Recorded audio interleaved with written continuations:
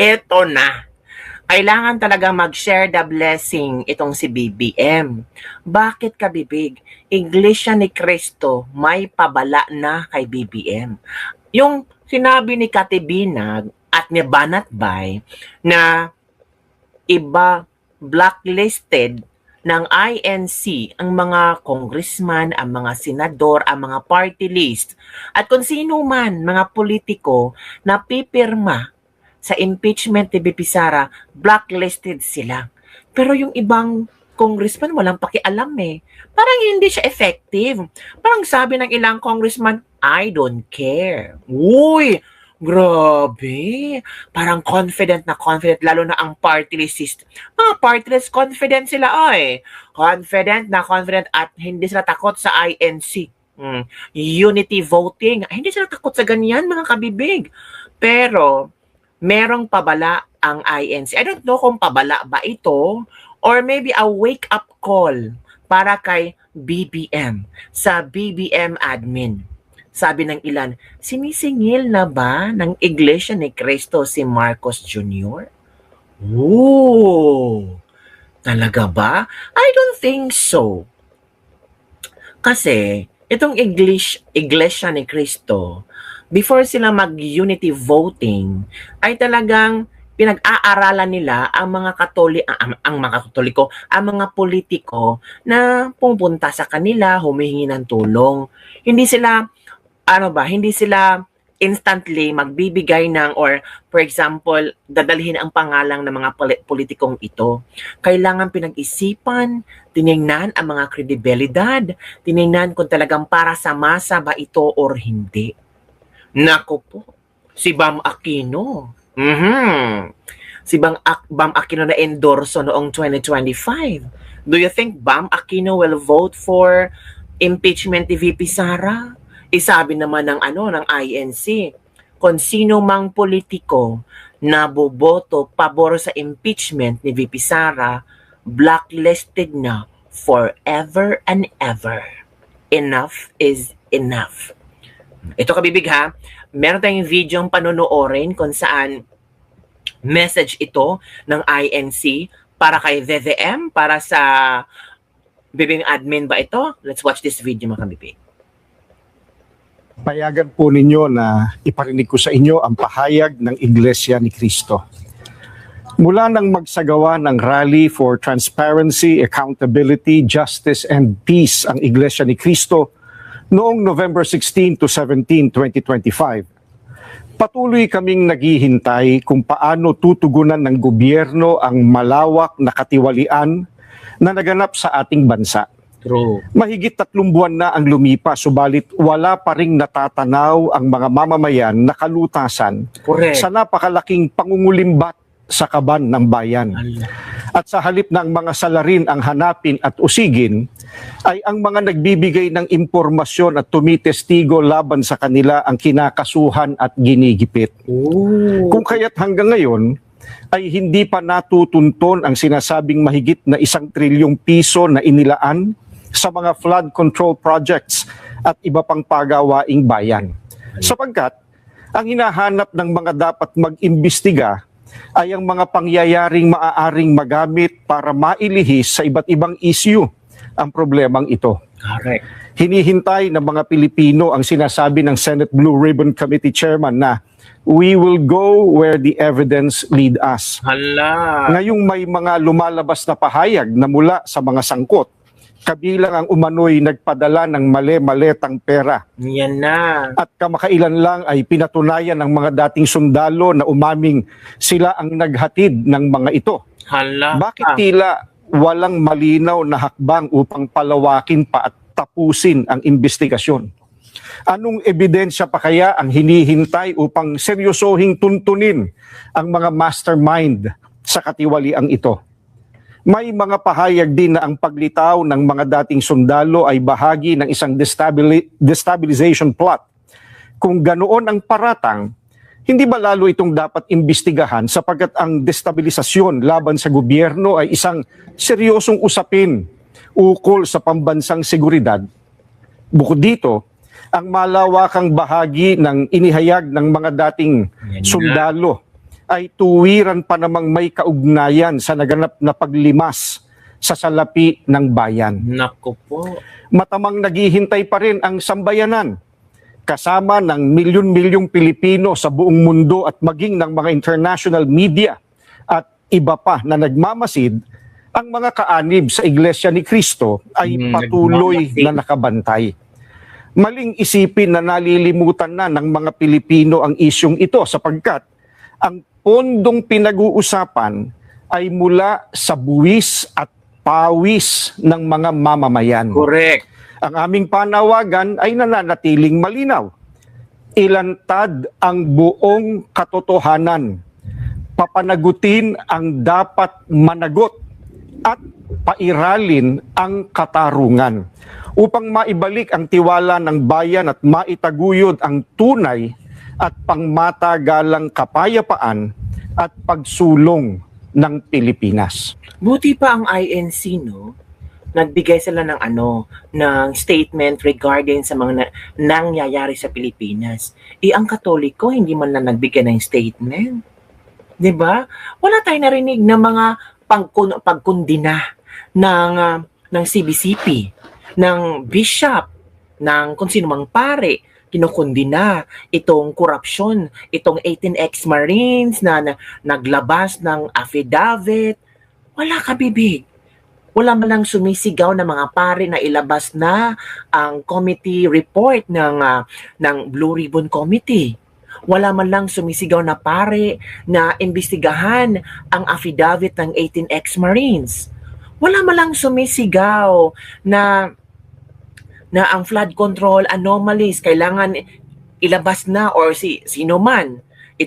Itong pinalabas ni Zaldico tungkol kay Martin, kay BBM, kay Martin Romualdez. Ewan ko ba, kabibig, buti pa ang INC Iglesia ni Cristo. Kasi ang nakikita ko lang, kabibig, pasensya na sa mga Katoliko, ang nakikita ko lang sa Iglesia ni Cristo, gusto nilang makita kung paano gagamitin ang taxes ng bayan para sa sariling kapakanan ng taong bayan. Kasi nakikita nila yung dugot pawis na inaalay ng maraming Pilipino para magbayad ng buwis para sa Pilipinas, pero hindi ito sinusuklian ng magandang programa man lang sa ating gobyerno. Magandang trabaho at pagtaas ng sahod sa mga manggagawang Pilipino. Parang the more na stagnant tayo, we're not moving into a brighter future for Philippines. Para tayong nasa isang box na pinagtatawanan ng maraming politiko sa itaas. Na sige, trabaho ng trabaho, bayad kayo ng bayad ng tax, pero kukurakutin namin. 'Di ba? Talagang itong mensahe ng INC is a realization for all of us, not only for the INC members, for all people in the Philippines, the whole world, na ito yung nilalaban nila eh. Hindi yun, ang iba kasi ay INC, Iglesia ni Cristo, para sa kanila lang yan, hindi. Kung nakinig kayo sa mensahe, nilalaban nila ito para sa buong Pilipinas. Ito ang komento ng ating mga netizen hinggil dito ha. Basahin natin. Dapat reliyon nakafocus sa pagdasal, hindi makikialam sa gobyerno. Siguro malaking abuloy nyo sa mga leader na inyong sinusuportahan. Dapat hayaan nyo ang tao kung sino ang pipiliin nila na iboto. Hindi kayo mga leader na magdesisyon sa boto na inyong nasasakupan. Uy, from Orb Kapadngan. Grabe naman si Orb. Hindi naman ibig sabihin, Orb, ito ha, Orb, you have to open your eyes. Kasi ang nakikita ng Iglesia ni Cristo ay ang tawag dito, pag-aabuso sa pera ng taong bayan. We're not talking about kung sinong iboboto natin. Ang Iglesia ni Cristo are talking about how the government will able to help us Filipinos na gutom na gutom. Baka ikaw, Orb, hindi ka gutom. Baka ikaw, Orb, mayaman ka. Pero kami, hirap na kami.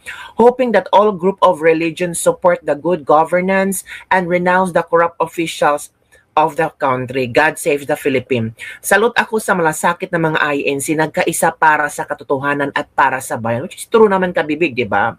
Saludo po ako po sa mga INC, kayo na po ang pag-asa ng babansang Pilipinas. Kung 1986 si Cardinal Sin ang nagpalayas kay Marcos Sr., baka ngayon naman, 2026, kayo naman ang magpalayas kay Marcos Jr. Mabuhay ang INC. Iyari ka dito, Pinky, saludo sa panindigan at pagmamahal sa bayan ng INC. Kung ang INC walang pakialam sa Pilipino, no, hindi sila magbibigay ng ganitong sentimiento, kasi hindi lang ang mga miyembro ng INC ang dinadala or binubuhat nila, kundi buong Pilipinas, buong Pilipino. Salute nyo, sir. Sana magsalita na rin ang mga leader ng Katoliko laban sa katiwalian. Dati active sila laban sa dating Marcos. Ngayon tahimik na sila. Nasaan na kaya sila? Salamat sa malasakit sa bayan INC. Paano po nila papanagutin? Sila ang magkakasabuat sa malawakang pagnanakaw sa kaban ng bayan at mismong amo nila ang mastermind. From Ana Buernavo. Nag-iisip pa ng script kung paano ililihis at makonect na si Duterte ang pakana. Salamat po sa malasakit po ninyo, INC. Ito po, yun kabibigay. As in, shock ako ha. Grabe yung malasakit ng INC para sa ating lahat. Yung iba, parang kinukutsi ang INC. Nako, there is a separation between church and state. Well, hindi na, ang sinasabi lang man ng INC is malasakit para sa ating lahat. Diba? And INC have also the right na singilin ang gobyernong ito kasi itong mga politiko na naupo ngayon, sila din, ang INC din ang tumulong sa kanila para umupo, para magkaroon ng posisyon sa Malacanang, sa Senado, sa Kongreso. Kung itong politikong ito lumapit sa INC, tapos binigyan ng chance ng INC na, sige, isali ka namin sa mga lista ng unity voting. Kasi for example, ipinangako ang politikong ito, don't worry, ipaglalaban ko ang Pilipinas, paglalaban ko ang Pilipino, hindi ako mag-corrupt, I will be serving the Filipino and the Philippines. Edi madadala ang INC kasi, truthful yun ha, galing sa puso. So natural, ilista yung politiko niyan sa INC. Ngayon, yung mga salitang binibitawan, yung masasarap pakinggan, yung mga flowery words, yung puro paasa, yun ang hinahanap ng INC ngayon. Hindi para sa kanilang grupo, hindi para sa kanilang reliyon, kundi para sa buong Pilipinas, ang malasakit ng INC. Kung hindi nyo naunawaan, kung ang utak nyo ay puro nakafocus kay BBM, ay kailangan, depensa natin si BBM kasi sinisiraan ng INC. Hindi ganon. Open your mind. Puro ka lang BBM, PBM dyan. Kumusta na ba ang buhay mo? Masarap ba? Mayaman ba? Kumakain ba naman masarap na pagkain? Hindi ka ba nagigipit ng pera? Okay lang ba yung mga sahod mo dyan? Wala ka bang reklamo? Kasi kami, lalo na mga OFW, hirap na kami ngayon. Gusto na naming umuwi sa Pilipinas kasi yung sinasabi ni Bongbong Marcos na bagong Pilipinas, sama-sama tayong babangon muli, parang siya lang ang bumabangon kasama ang mga politikong korap. Wala man lang siyang programa para sa mga OFW kumpara kay Tata Digong noon. Na ang daming programa na ni Tata Digong sa mga OFW. Pero kayo ngayon hindi namin nararanasan, hindi namin nararamdaman may Pangulong nagmamahal sa amin. Diba? Tama ba mga OFW? Ramdam nyo ba si BBM? Lalo na nung panahon ng yung giyera dyan sa Saudi Arabia. Naramdaman niyo ba si BBM? Nagkagulungan dyan dahil sa mga embahada na yung bigayan ng ayuda. Diba? Kung si Tata Digong pa that time, nako, makakatikim yung mga embahada dyan. Diba? Iba talaga ang pamalakad ni Tata Digong Duterte. Sabi na, yung iba ayaw si Tata Digong kasi baka meron silang ginawang masama. Diba? So yun lang kabibigang atin dito sa Lebak-Lebak for today. Sinisingil ba ng Iglesia ni Cristo ang mga politiko? Posible. Nire-remind ng Iglesia ni Cristo ang mga politikong ito na hindi pera ang dapat nyong sambahin. Kailangan kayo magserbisyo sa sambahin ng Pilipino. Niluklok, hinalal kayo dyan dahil ay niwala ang sambahin ng Pilipino sa mga sinasabi nyo nung parang ng eleksyon. Nasaan na kayo?